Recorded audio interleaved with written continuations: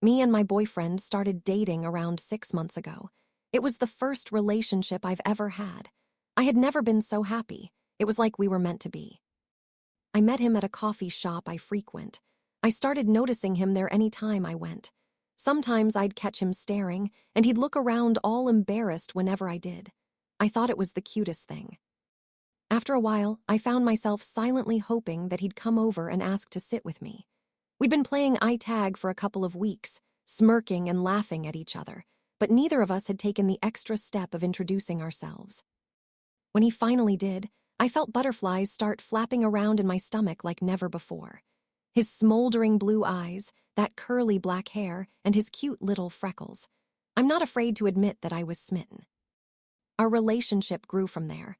We were seeing each other every weekend, catching movies, having dinner, playing some mini golf. I knew it was a honeymoon phase. I just didn't care. He made me feel wanted, and that was just not something I was entirely used to. He'd show up with my favorite flowers, favorite candies, always knew the right thing to say. I don't want to ramble. I just can't get over how perfect I thought he was. Things started to go a bit sideways one night at a sleepover at his house. I had gotten up to pee late at night, and as I groggily dragged myself to the bathroom, I could have swore I heard the vibration of a phone coming from his sock drawer. I was too tired at the time to really pay it any attention, but it was still fresh in my mind the next day. I asked him about it, and he got defensive enough for me to become suspicious.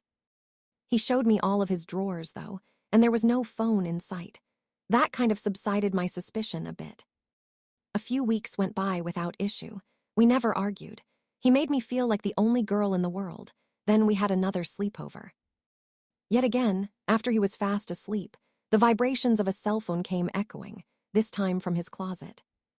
This time around, I was awake enough to actually investigate, but once I did, I immediately regretted it. Hidden within an old shoebox that was buried beneath a stack of blankets, I found it. A second cell phone. The screen was lit up with storage full notifications, but what caught my attention was the wallpaper. It was me, asleep in bed. I wasn't even the wallpaper on his actual phone. Seeing myself like this only made my mind race more.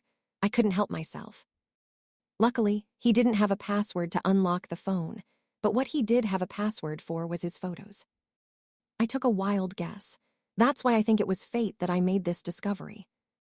I put in my birthday, and the Photos app unlocked.